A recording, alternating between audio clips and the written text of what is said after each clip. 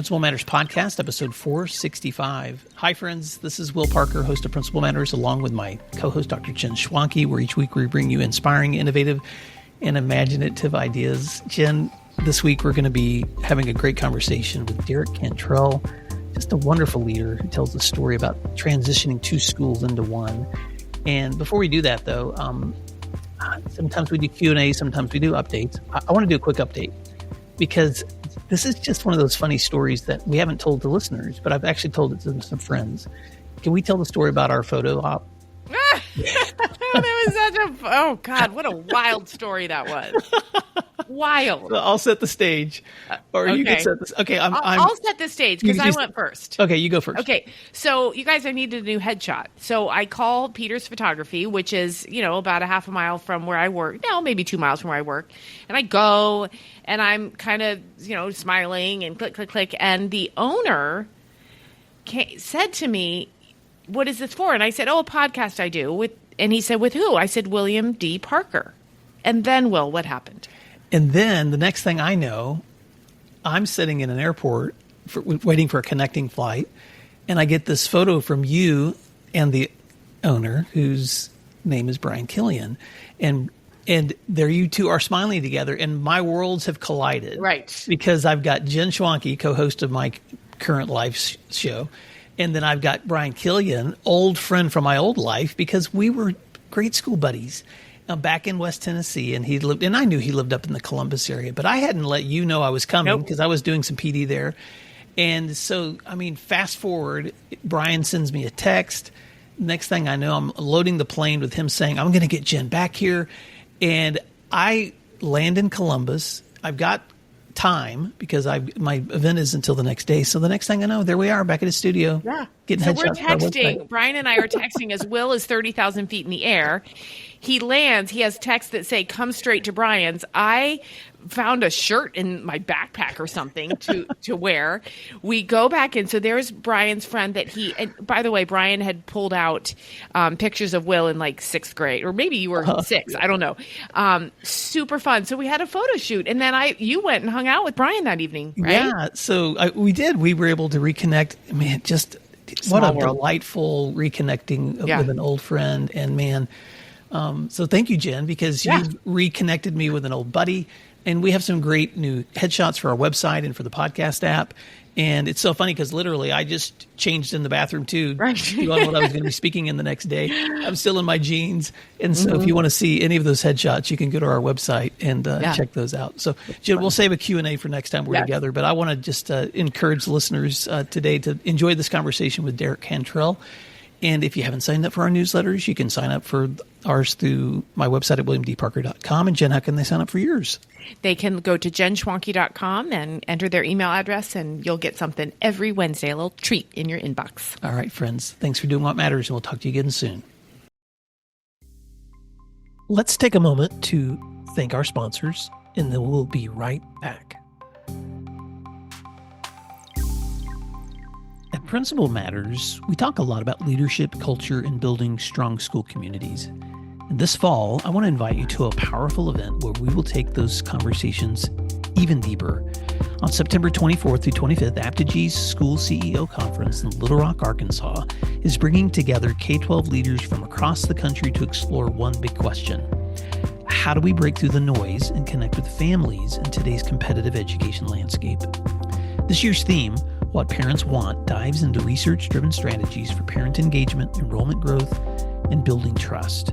You'll learn how to reach today's families with clarity and purpose, how to stand out from other districts, and how to use digital tools that actually work. Day 1 is hands-on workshops, and Day 2 will be back-to-back keynote speakers, including one from me. With only 500 seats and no vendors, this is more than a conference. It's an experience. Learn more at aptigee.com/conference or visit schoolceo.com. I hope to see you there. Why is IXL used in 95 of the top 100 U.S. school districts? Because it works. Research across 45 states shows that IXL schools outperform other schools on state tests.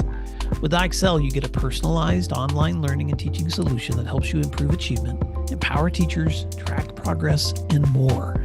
This one platform for K-12 helps teachers accomplish what normally would require dozens of other tools. For example, as students practice skills, IXL automatically adapts to ensure each learner is always supported and challenged at the right level. IXL also provides every student with a personalized learning plan to help them close knowledge gaps effectively. One of my favorite things about IXL is their personalized test prep tool. For exams like the SAT and ACT, IXL will analyze a student's most recent score and generate a custom list of skills to help them boost their scores. If you want to take the load off your teachers so they can do their best work, IXL can help. Learn more at IXL.com/PM. You're listening to Principal Matters, the School Leaders Podcast. Hi, friends. This is Will Parker, host of Principal Matters, the School Leaders Podcast, where each week we bring you inspiring, innovative, and imaginative ideas for your own school leadership. This week, I'm talking to my special guest, Derek Cantrell, about Better Together. Derek is the principal of Alleghany High School in Covington, Virginia, where he led a merger of two rival schools into a unified school community. Instead of allowing division to define the transition, he focused on building culture first, ensuring students, staff, and the community had a voice in shaping a new identity under a Better Together philosophy. Beyond fostering a strong school culture, he's also known for leveraging AI to enhance leadership and instruction. He's developed AI-driven tools to streamline administrative workflows, support teachers, and uses Julius AI to help analyze state testing data to drive student achievement. By blending relationship-centered leadership and innovation, Derek's proving that schools can honor their past while embracing their future. Derek Cantrell, welcome to Principal Matters Podcast. Why don't you fill in the gaps on that intro and tell listeners something else they may be surprised to know about you? Awesome. Excited for the opportunity to talk to you, and thank you for all that you do. Well, I come from a family of educators. My mom was a pre-K junior kindergarten teacher for 30 plus years. My uncle, who helped raise me, was a shop teacher who then transitioned to an assistant principal at a technical center and finished as a principal there. My wife is currently a nursing instructor at our technical center. My daughter is a senior getting ready to graduate on May 30th at Alleghany High School and plans to study criminal psychology and play softball at Roanoke College. And my son's a seventh grader at the middle school. Huge Seinfeld fan. I probably could quote half the episodes if you went through that. And we're also big Disney nerds. We are DVC members. We go to DVC places throughout the country. I've been to Paris at Euro Disney a couple times as well. So anything Disney related, we're also pretty excited about. So that's a couple cool things, I think. So I love that. You're an education family. You've got your kids right there so close. Alleghany and, well, Covington, Virginia. What is the closest nearby big town or city? I think you would think Roanoke, Virginia. If you've ever heard of the Greenbrier Resort, it's about 30, 40 minutes from Covington. So that's a couple landmarks that you might be able to recognize. Yeah, not everybody knows, but when I was in high school, my dad was reenlisted in the Navy. So we actually lived in Norfolk, Virginia for a while. So we would drive from West Tennessee, where my mom and dad's farm still is today, across that state through Virginia. And man, I tell you, you Virginians are like you should be. You claim it's God's country, they're in Virginia, but it is a very beautiful state, Derek. I wanted to bring you into this conversation. You're a longtime listener. You are a veteran leader. You've been at the school you're at now for the last 2 years, but for 7 years, you led Covington High School. And you reached out to me just because of the unique story of what happened when your schools merged. And I was so excited to just introduce you to the listeners because of that, the legacy that you're building now in merging two communities together. But before we go there, can you tell us just more about the high school you're currently serving and what are some of the outcomes that you're most proud of? Well, currently at Alleghany, it's our second year of consolidation. So we've currently been at this building for 2 years, merging Covington City students and staff with the Alleghany students and staff as well. That process was pretty exciting. And we tried to lay kind of a cultural framework up front and a roadmap of some things we wanted to do along the way so that we involve people in that process. So when we started the first day of school, that kids were excited to be here. We celebrated those small wins along the way, because we knew it was something when you're taking Covington High School that's been there since 1929, a staple of your community. Alleghany High School has their traditions. And like I told you a little bit ago, I graduated from Alleghany High School, was a student here, taught here, coached here before transitioning to the principal at Covington High School. So it's been a pretty great honor and privilege to serve our community in both aspects and lead this process at the high school level. And the first year, just coming in and seeing the people excited, wearing the gear, the grip that they were given throughout the summer and the start of the year. Our teachers, I always tell people, I really felt really cool walking down our second floor early in the fall of our first year, and our whole floor eats lunch together.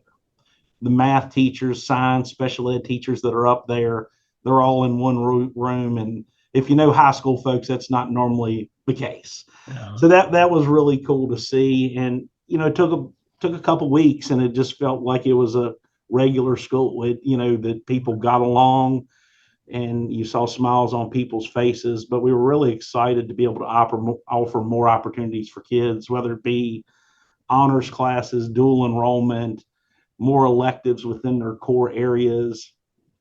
Our sports teams knocked it out of the park. We've, been district champions several times in multiple sports. We had an undefeated football season this past year.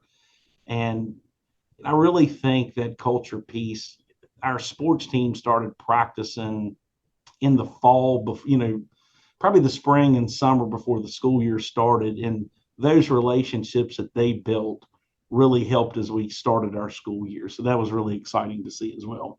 I love that. So let's back up, because some listeners are in communities where they understand like what the experience of having a rival high school is like.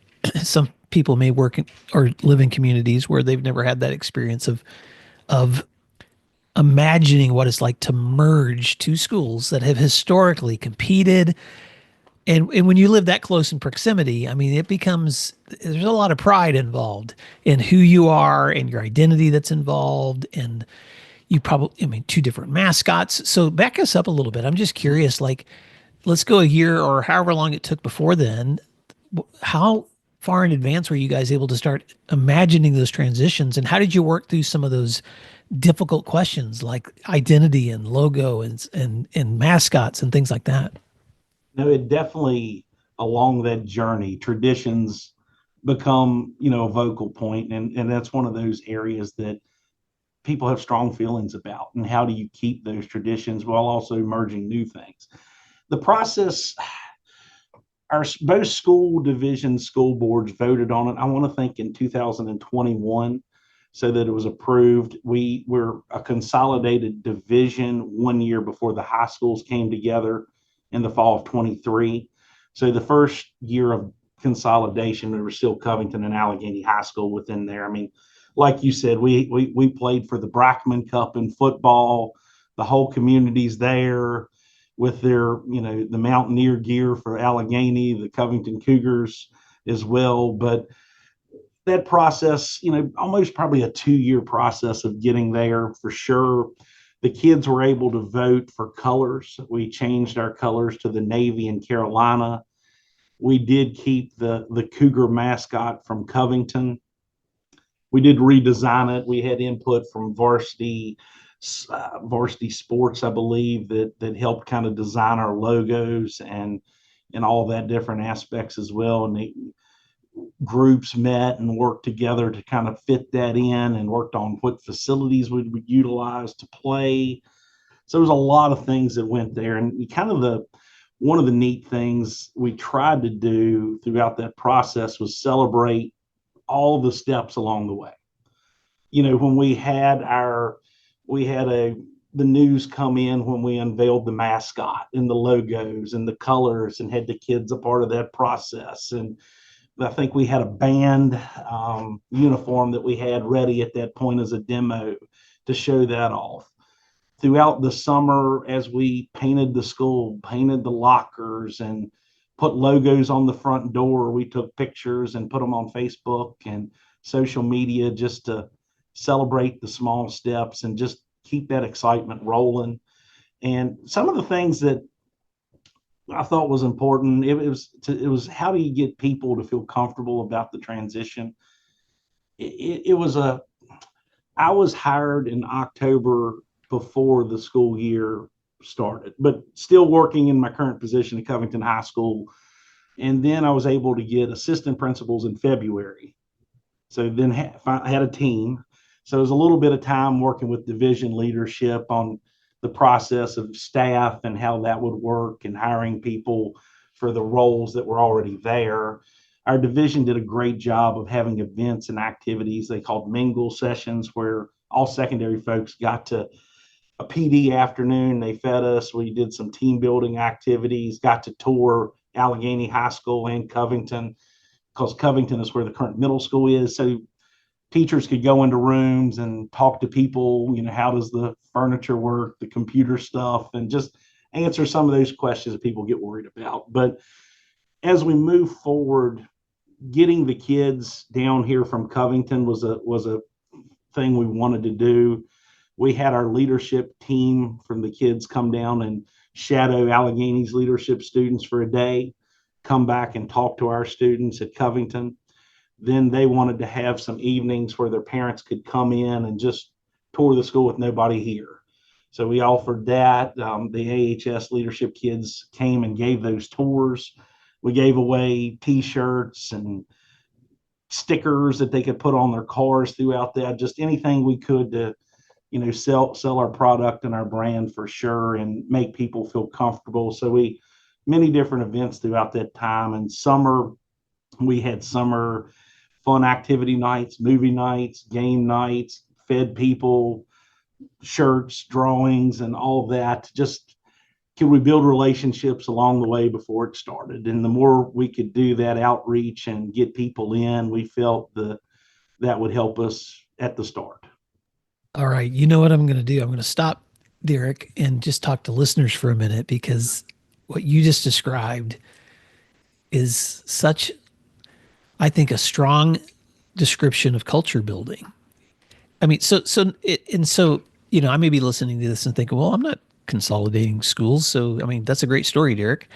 But I'm just thinking about all of the intention that was involved in identifying in advance, what do we need to do to build pride in the people that are going to be calling this their community? So even if you're not consolidating schools, when is the last time, and I'm speaking to listeners, you've thought about your mascots, your colors, your repainting of areas, the branding of your school, how to invite people in advance for mingling sessions and school tours and handing out T-shirts and stickers and having those fun community nights and those movie nights and feeding people, because all those things are just culture building, Derek. Feel free to add to that, but I do have a follow-up question too, and this is more kind of operational. Mm-hmm. I'm also curious, how were you guys able to manage that with staff? Because I'm sure there had to be reassignments. I'm sure there had to be in admin restructuring. So talk a little bit about what that looked like too, because that's the culture side. But on the other end, you're doing a lot of operational work too. That might have been the craziest part of the whole thing, is how do you move we had 3 buildings essentially that went to 2. So we had Covington High School, Alleghany High School, and Clifton Middle School. So the staffing piece, we tried to honor people's first choice. If you had too many people in one section, we had to make some decisions with where they would best fit to manage the school and make sure class sizes fit. But once we got that part figured out as a division, getting the furniture and the stuff to the different rooms was an enormous undertaking. I remember at Covington High School, the last couple of days we were there, the majority of folks at that building came here. There was a few that stayed at the middle school, but we had to box up everything in their rooms, set it outside their rooms. We had a moving company that moved everything here.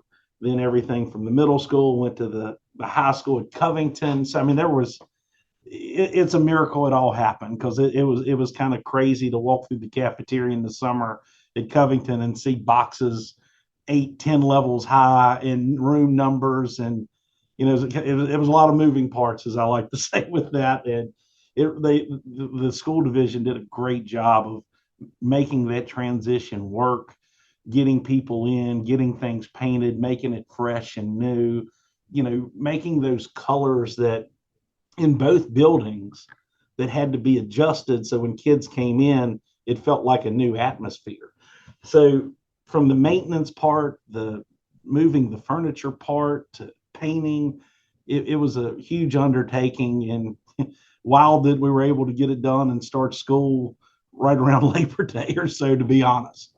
That's amazing. What did it end up doing in terms of administrative structure? Because you've got a team now. So I'm just curious what that looked like, and when you guys went from, the start of that consolidating 3 down to 2. We leadership positions were open, so you had to go through a interview process for basically. There was the middle school, high school, and technical center, because the technical center principal retired. So there was three openings, and it was open for pretty much anyone throughout the division. So there was unknown of where you would be. So you kind of interviewed for the different spots that you would like. And, at that time I was okay with any of them that would come available for sure.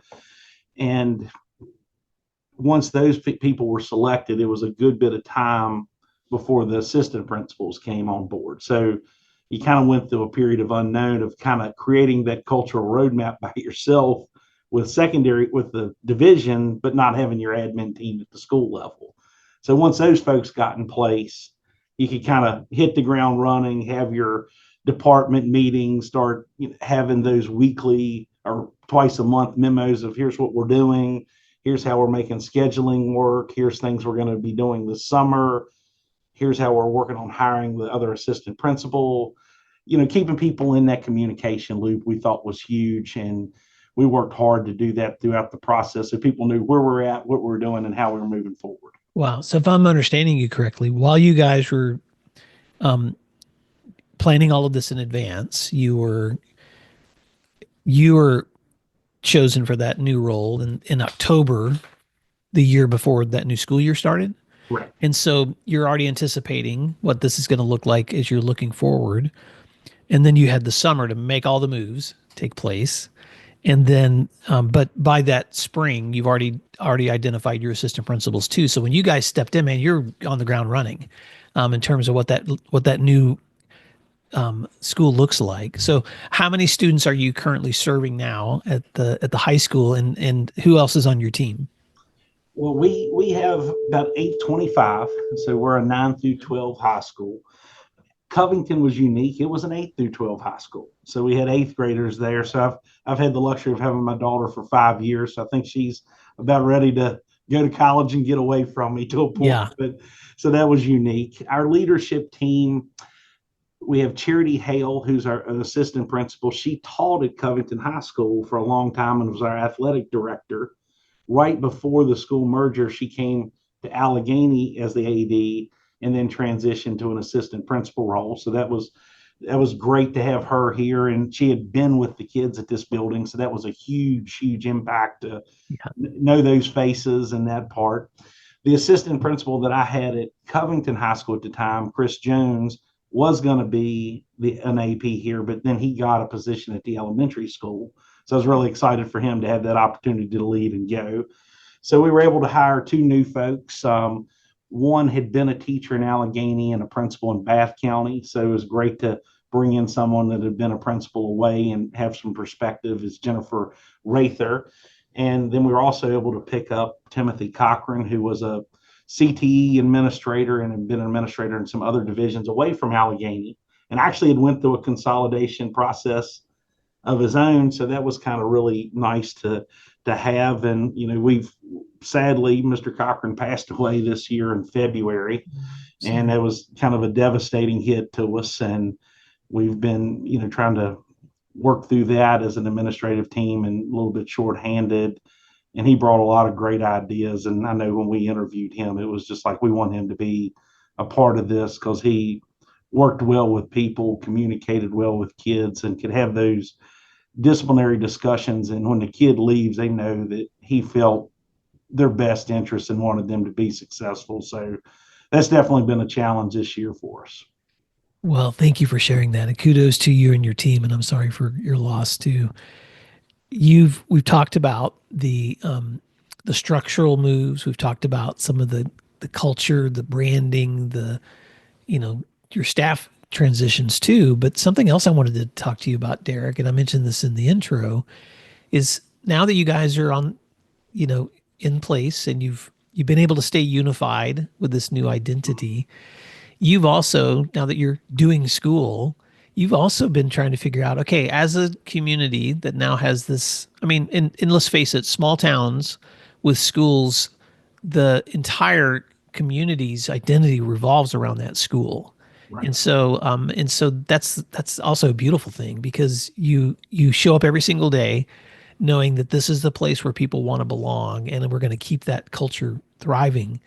But you also are there for the task of learning and achievement and academic growth. And this is where you've been really focusing, it sounds like, the last couple of years as well, in how to leverage AI in terms of the systems and the data. So talk to us a little bit about how AI has been enhancing your work as an administrator. Well, I always like to go to VISTI, which is kind of our technology conference each year, and that's something that's always been, even when I was teaching, that interests me with instructional technology. So a few years ago, I went through a session on ChatGPT and learned how to create bots and the kind of the backside of it, which is kind of amazing. If you haven't played around with that, there's a lot of neat things you can do by creating your own chatbots. You can put in your own information, your own documents, and that'll save that as knowledge and be able to do any kind of task that you can kind of think of a lot more efficiently, whether it be alignment checks for administrators, for lesson plans, lesson plan reviews, feedback, and a lot of different things there that help with that task, day-to-day task. One of the neat things with Julius that I've played around with, if nobody's ever used that, it's really great at data analysis, and we'll do a lot better job at getting deeper. So I guess one day I tried to decide, like, how can I take all of our question by detail reports from standardized tests at the end of the year, so 80,000 question strands, and break that down to where it's actionable data for teachers that they could utilize, because that's the hard part. You spend all this time, how do we utilize it and how does it make change? So with that, I was able to give our teachers, here were all the question strands, the level, whether it was high, medium, or low, how many questions we got right, wrong, and then what was our top 5, bottom 5 areas. And then to take it further, worked on a chat bot to kind of, here's our weak areas, what are things that we can do to ensure we hit those within instruction and enhance our engagement, real world, and relevance within that, so that students will get those areas that we struggled with as a whole. But we could create within that bot as well practice problems that teachers could give kids that are at the higher and medium level, so that if they practice with that bar up a little bit more than where they're going to be, hopefully we'll continue to see some success with that. So that was really cool to be able to take something that big and be able to give it to them that they could actually implement and utilize within their classroom. And I remember talking with our admin team, and they're like, it's wild that you're able to do that and make that actionable for people and utilize it pretty easily. That's amazing. So for admins out there who have played around with AI or ChatGPT or Julius or Claude, that's one example. Talk a little bit about how you've also utilized it for affecting your own workflows and supporting teachers.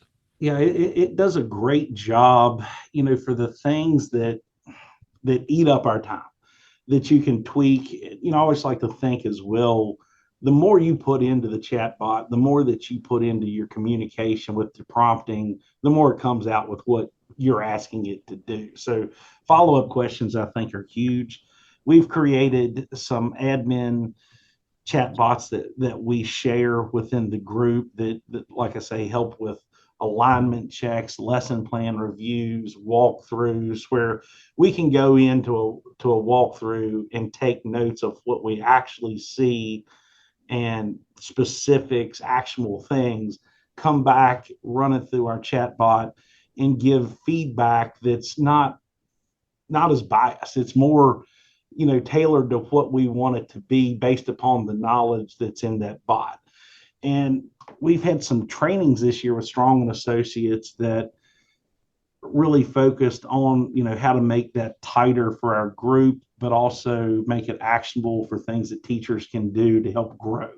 So that's been really cool to go through that process as a group and a team and kind of see that when we walk out of there with our notes, that the feedback that we give is pretty consistent when it runs through our chat bot. What a powerful way to be using AI. I'll just give a quick shout out to someone that you would probably be great friends with, Derek, but John Boyd, who's the principal of St. Genevieve High School in Missouri. He was a state principal of the year. We were on a call just a few weeks ago, and he was telling me that, man, he has tried to just think through every process that they use, running attendance, trying to identify which students are struggling the most with grades. And he's been learning how to build using ChatGPT code so that he can run it through Google Forms. And he said, well, we had a 20-minute process that we can now do in 2 minutes. Yeah. And I'm just saying that to leaders who may be intimidated by the technology, but with leaders like you who are trying to figure out, okay, how do we leverage this in a way that's going to streamline the work that we're doing or make it faster, not replace humans, but at least save us time so that some of those things that are really important to us, understanding what's going on with our student data, understanding what's going on with student performance, understanding what's going on in learning, that we can enhance that work together too. Anything else you want to add to that? Yeah, I would think that one other thing we've done is some PD with teachers, trying to get them to be open to how it can help them within their process as well. One of the couple things that I think it does a great job is some of those classrooms, how do you make things real world and relevant? And you can easily just put in your lesson plan that you're doing and, give us an idea or an activity that makes this real world relevant and engaging. And there's some great ideas with projects and activities that can come that, as we've talked before, it can take weeks and reading books and processes in the old days within that to come up with those. And it's there with a snap of the fingers nowadays. And I think creativity, there's no excuse kind of for not being creative anymore, because it's right there and you get stuck. You can ask ChatGPT, Claude, or the different bots that are there, because it can really enhance your process. It can help with special education, with scaffolding and processes. So it's really impactful what you can do. And it's kind of unlimited, and we're just scratching the surface, I think. I love it. I was talking to a friend last night who's a business owner, and he was telling me that, he's got a staff of about 10. And they've made a commitment that when they create newsletters, when they shout information, that it's going to be stuff they've written themselves. But he'll run it through ChatGPT to just say, am I missing something here, or do I need clarity? Or is there any way you might reword a sentence that might help me? And based on that feedback, sometimes he'll catch himself going, oh, that wasn't very clear. Or this could be, I could redo this. And so he's kept the commitment to the ethics of, this is me you're hearing from, but I'm going to use this tool to enhance my thinking in ways that I've never been able to do before too. So I love this because, Derek, we said this in the introduction, but here you are in a school that's taken two legacy school cultures. You've combined them together, which has taken an amazing amount of work. So you're honoring the past, but you guys are just like, bring it on. Let's figure out how we're going to use technologies to introduce our kids to the future at the same time. As we're wrapping up, I want to give you an opportunity, because you're an experienced leader, Derek. And if you were speaking to a leader who may be stepping in as a new leader, we have listeners to the show that are aspiring leaders and veteran, but speak to that newer leader. What are some things you would tell him or her to keep in mind as they may be stepping into the work as a newer leader? I would think that don't try to do it all yourself. Rely on your team, your people, your experts. going into a high school setting as a first time principal, I'm thinking back 9 years ago, it's kind of a daunting task. And I remember telling myself, you're not the expert. Go to the experts, ask people's opinion, get feedback from individuals when it affects them, and that really helps you along the way. I think be visible, be present, be seen, be in your hallways as much as you can, in your classrooms, at lunch, talk to kids, talk to teachers. How's your day going? Smile. The more you can smile and be positive, I think that goes a long ways. And when you walk out of your office, people shouldn't be able to see kind of what's going on and on the bad days. And always, I think the last thing would be, you're going to make mistakes. It's pivot, adjust, talk to people, learn from that, and move forward, and you'll make it the right way. And what would you say to the veteran leader, someone that's been doing it a while? How do you stay motivated? Because, like it or not, Derek, you're a veteran now. So what would you say to that veteran leader to stay motivated in this work? I think always don't get too caught up in the grind of the day to day. Always try to be that grower, that learner. Go to the conferences, whether it be technology, something that you're weak at. Go present, kind of be on a podcast, do something different that you've never done, and continue to share what you're doing and learn from others, and never lose sight of your why. I think it's very important. Know what's at your core, what do you believe in, and that, I think, helps you kind of see that star and that light and keep moving that way. And I always think as leaders we struggle too to celebrate the small things along the way, from your staff, from your students, from yourself. And those are important to do, and that really helps you kind of get to that bigger step when you celebrate the path along the way. Oh, I love that. All right. So, Principal Matters listeners, if you're a newer leader or a veteran leader, just rewind the last 5 minutes, because that was so powerful, Derek. If you want reminders of ways to stay motivated, don't do it by yourself. Remember, you're not the expert. Be visible, be present, be in your halls, be with your students, talk to kids, smile, be with your teachers, build relationships, and don't get caught up in the grind.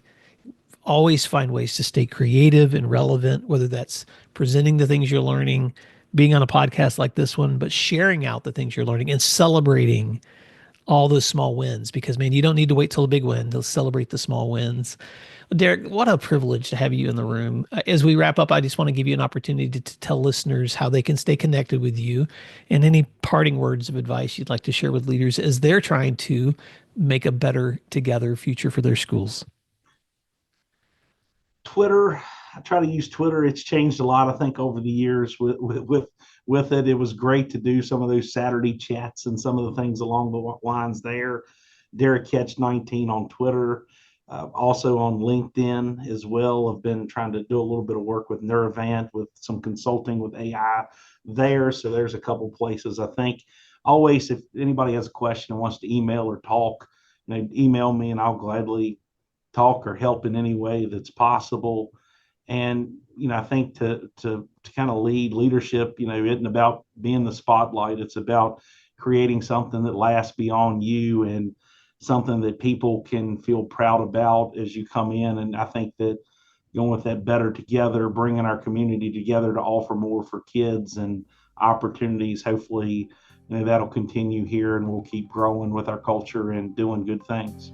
Well, Derek Cantrell, thank you so much for sharing your story from Alleghany High School in Covington, Virginia, of how you guys have stayed better together, and for the amazing things you're doing with AI.